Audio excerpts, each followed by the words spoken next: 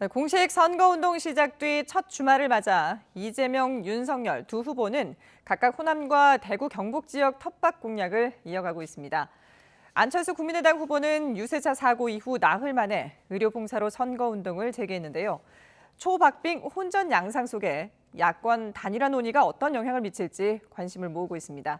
대선 전국 조기현 민주당 선대위 공명선거법률지원단 부단장 그리고 이두하 국민의힘 선대본부 법률지원단 부단장과 함께 살펴보겠습니다. 두 분 안녕하십니까? 네, 안녕하세요. 네. 자, 먼저 대선 전국을 살펴보기 전에 오늘 새벽에 추경안이 급작스럽게 처리가 됐습니다.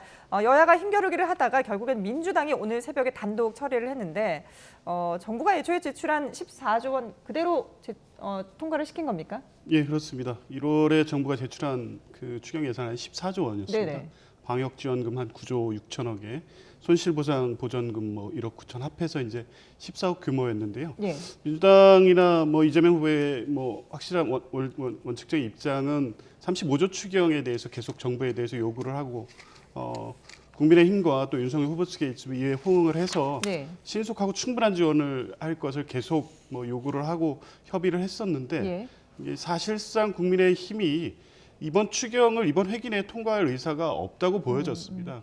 어쨌든 계속 협의를 하고 합의를 통해서 실제 국민들이 원하는 수준의 지원을 하기를 원했지만 예. 사실상 증액된 추경이 통과가 어려운 상황이라면 시급하게 지금 국민들이 굉장히 좀 절박한 상황이기 때문에 정부 안에 한 2조 내지 3조 정도 본회의에서 수정된 안으로 해서 지금 절박한 분들을 돕기 위한 추경을 통과해야 되겠다. 그래서 불가피하게 민주당 단독으로 처리할 수밖에 없었다. 네. 이렇게 그러니까 오늘은 정부 안대로 14조 원이지만 모레 본회의에서 이제 통과할 때는 플러스 알파를 더 붙여서 이제 내용이 추가되는 거죠?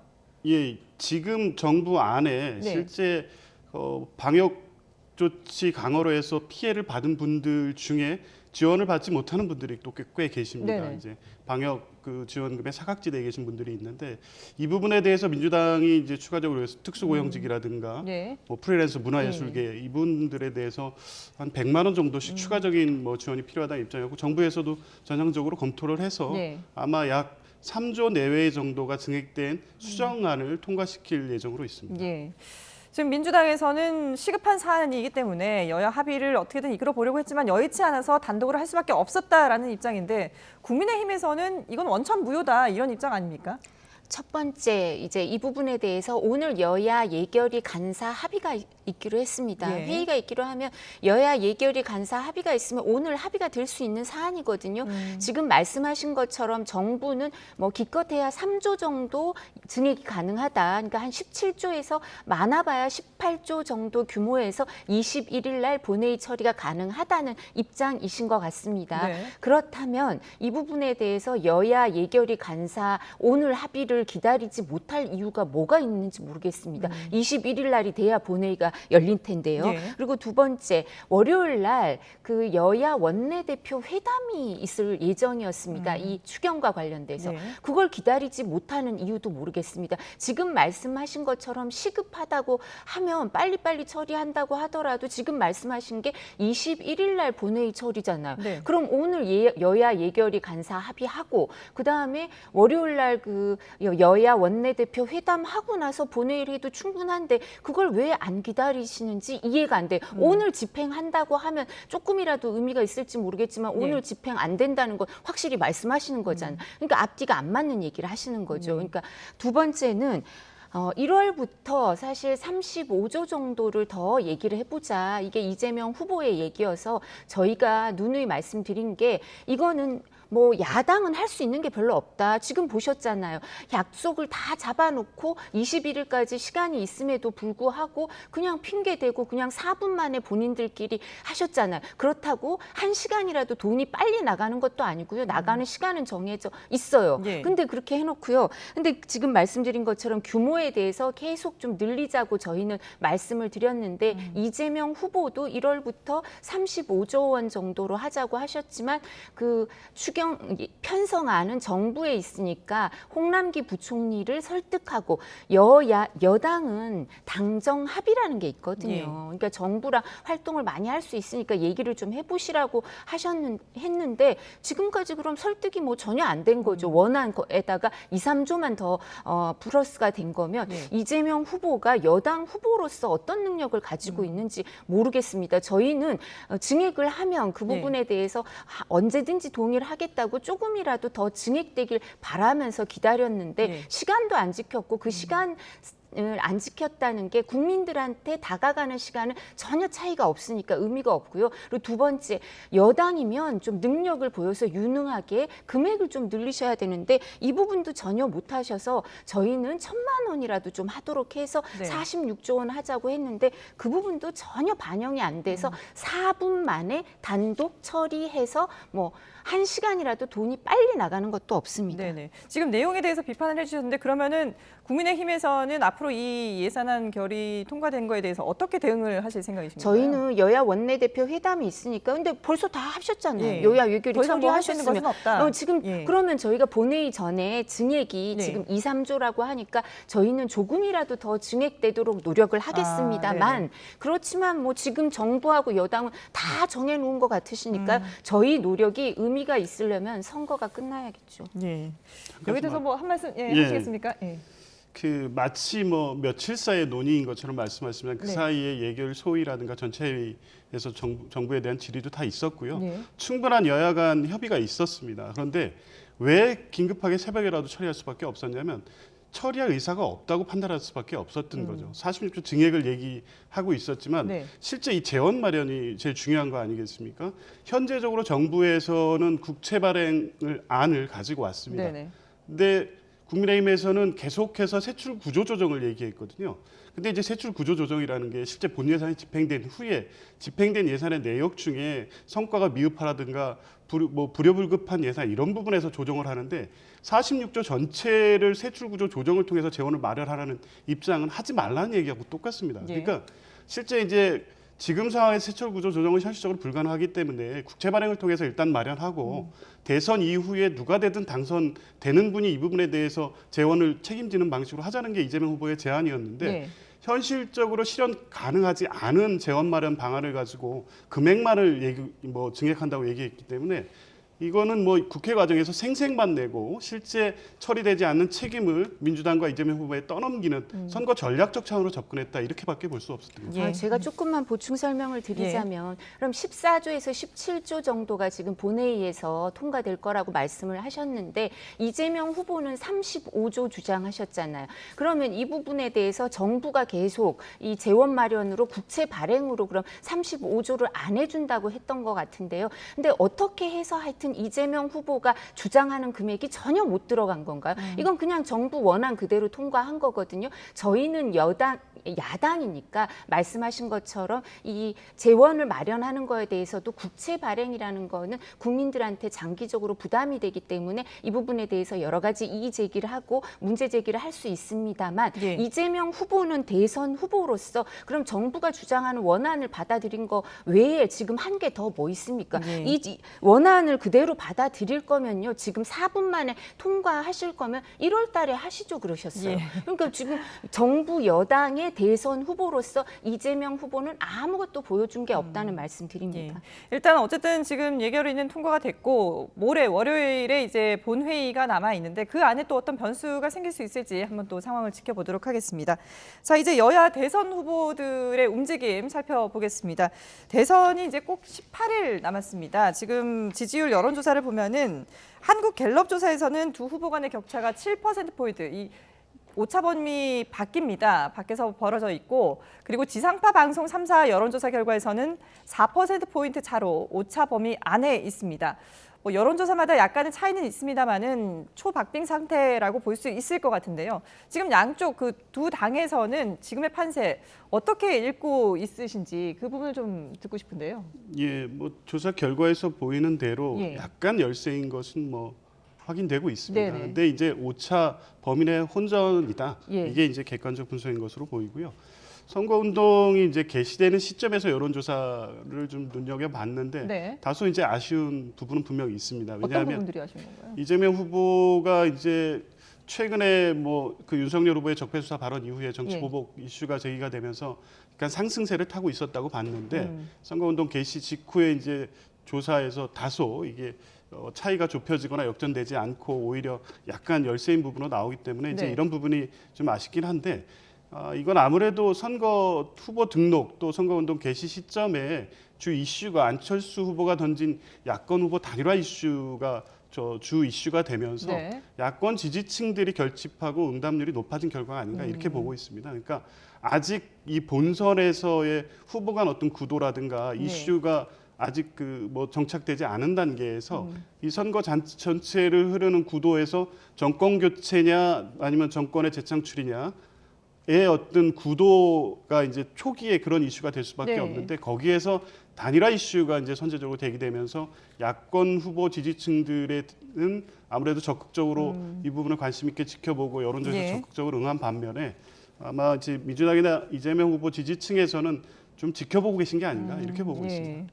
민주당에서는 야권 단일화 이슈에 조금 묻힌 감이 있다라고 보고 있는데 국민의힘에서는 어떻게 보시나요? 저희는 윤석열 후보가 상승세인 건 분명한 것 같습니다. 네. 말씀하신 것처럼 두 분이 말씀하신 것처럼 오차 범위 내에 있는 것도 많고 예. 그리고 오차 범위 밖에 있는 여론조사는 뭐 아직 그렇게 많은 것 그렇죠. 같지는 않습니다. 그렇지만 윤석열 후보가 상승세이고 우세인 건 사실인 것 같거든요. 근데 이런 부분은 뭐 조 부단장님도 말씀하셨습니다만 네네. 이건 추세를 봐야 되는 거지 뭐 아직 조금 더 봐야 되겠지만 저희가 한 5주 연속 상승세인 건 맞거든요. 그래서 예. 이 부분이 의미가 있다 이렇게 생각하고 저희가 또 어떤 걸 보냐면 예. 대선 때 공식 선거운동 기간이 시작하는 날 그 즈음에 발표되는 여론조사를 많이 봐요.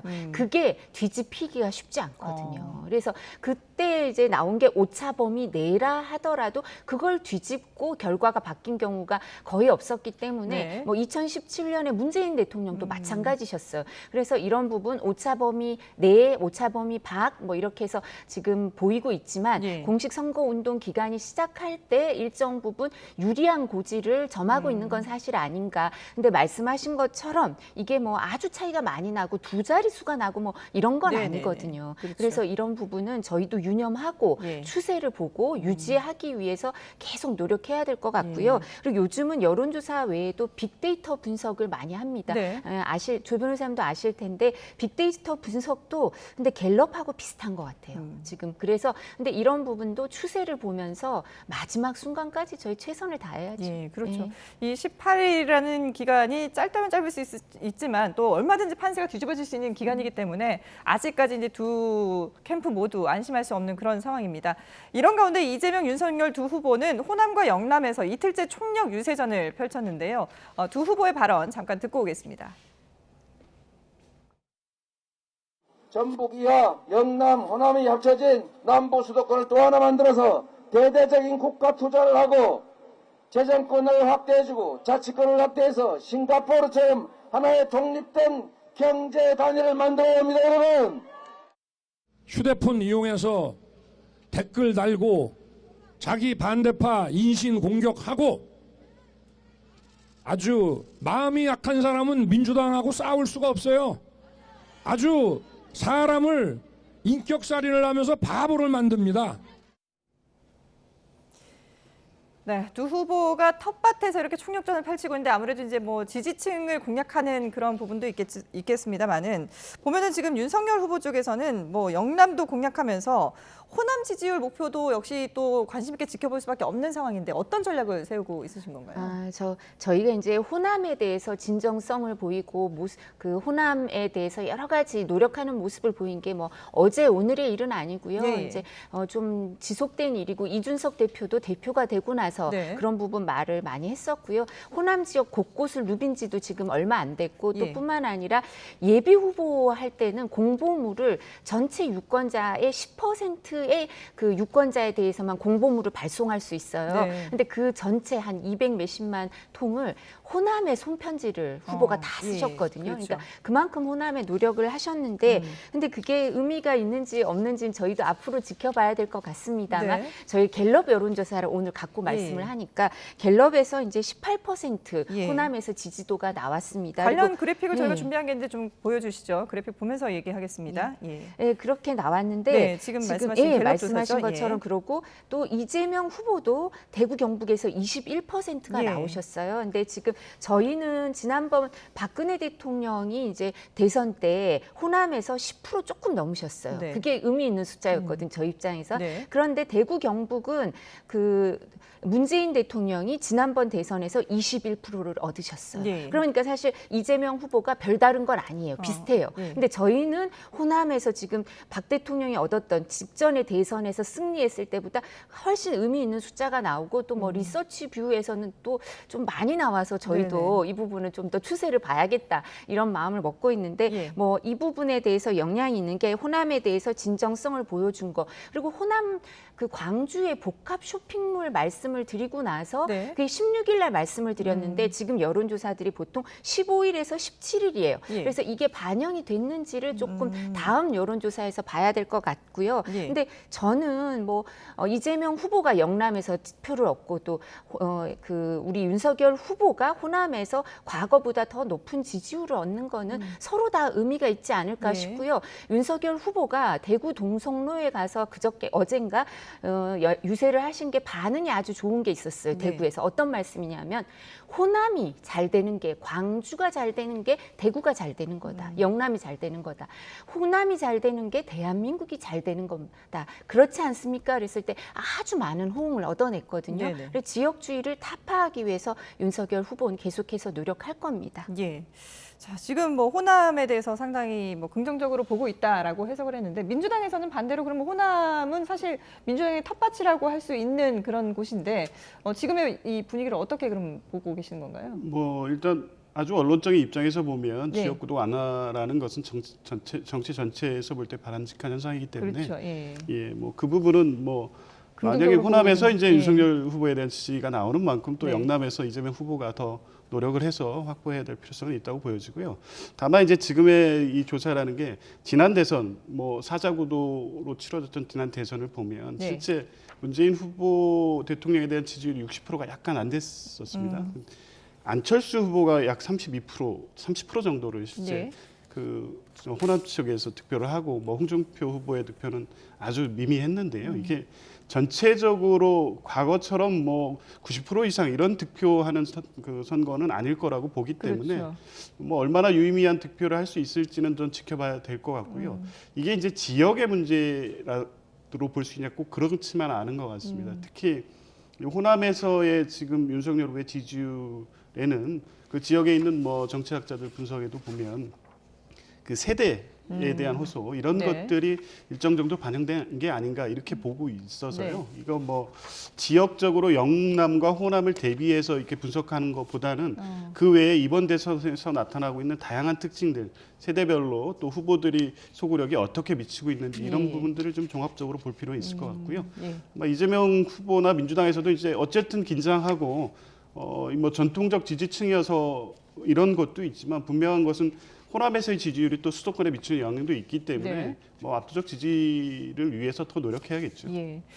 예전처럼 지역별로 무조건 단순하게 이렇게 표심이 갈리는 것이 아니라 그 안에 세대별 뭐 여러 가지 변수들이 있을 수 있다. 이런 부분들까지도 고려해야 된다라고 얘기를 하셨습니다.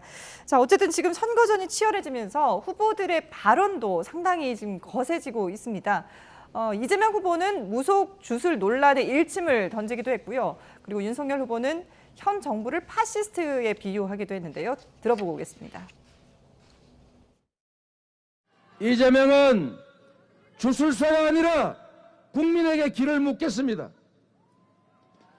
주술사가 가라는 길이 아니라 국민이 가라고 하는 길을 가겠습니다, 여러분. 이 히틀러나 무솔리니 같은 이 파시스트들 아시죠? 이 사람들이 뒤집어 씌우는 거는 세계 최고입니다. 공산주의자들 이런 사람들이 하는 수법입니다. 이게 면장도 알아야 한다는데 국정을 알지 못하면 나라가 얼마나 혼란스럽겠습니까, 여러분?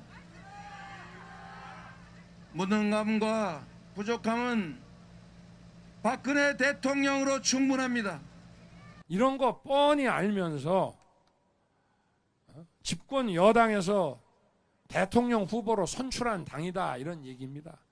그러니까 이 당이 얼마나 병든 당이 아닙니까? 그렇죠?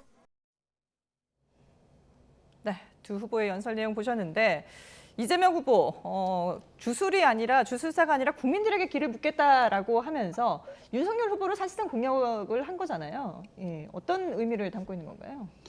대통령의 능력과 자질 중에 국민들이 가장 걱정하시는 부분에 대한 정확한 진단이고 지적이라는 생각이 들어요. 왜냐하면 뭐 여러 이슈들이 계속 제기가 되고 있지 않습니까? 예. 건진 법사 문제, 또 국민의힘 경선 단계에서부터 무속인들 이름이 계속 나오고 있었고 예. 최근에는 구체적으로 김건희 씨와의 관련성이라든가 또 정치라든가 어떤 검찰 수사에 영향을 미친 게 아닌 것이냐라는 의혹이 아주 구체적으로 제기되고 있습니다.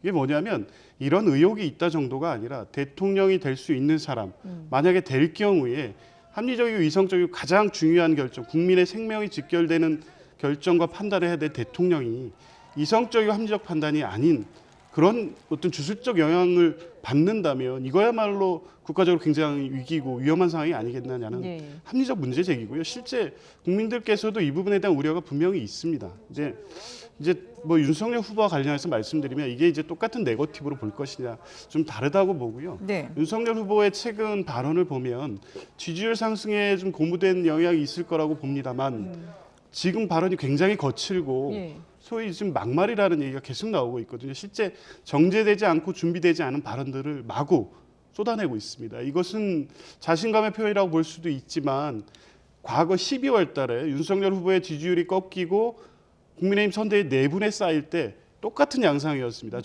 그때 김정인 후보라든가 이준석 대표가 했던 얘기는 뭐냐면 연기만 하라, 불안하다. 이게 후보 지지율이 당장 추락하는 문제로 발생하고 있어서 내부에서 비판과 견제 기능이 작동을 하고 있었는데 지금 상황은 전혀 그렇지 않은 것 같아요. 오히려 그 지난번에 열차 안에서 이 발 뻗은 사진 이런 거에서 보여지듯이 윤석열 후보의 발언이라든가 행동에 대한 내부적인 어떤 통제라든가 뭐 쓴소리 이런 게 전혀 작동하지 않고 있어서 예. 실제 이런 분위기가 만약에 된다고 했을 경우에 이 권력 구조를 움직여가는 데 있어서의 태도는 하나는 무속, 하나는 그 내부에서 견제하는 기능이 마비된 정권이 출범하지 않을까 하는 네. 우려가 분명히 있는 것 같습니다. 예. 여기에 대한 반박을 윤석열 해주시죠. 후보 지금 열차 뭐 이런 얘기 하셨는데 발 그렇게 하신 건 잘못하신 거죠. 거기에 대해서 명백하게 입장을 표명하셨고요. 네. 근데 뭐 이재명 후보는 뭐 담배 피는 사진이 그러니까 막 돌아다니시더라고요. 그게 불법이냐 아니냐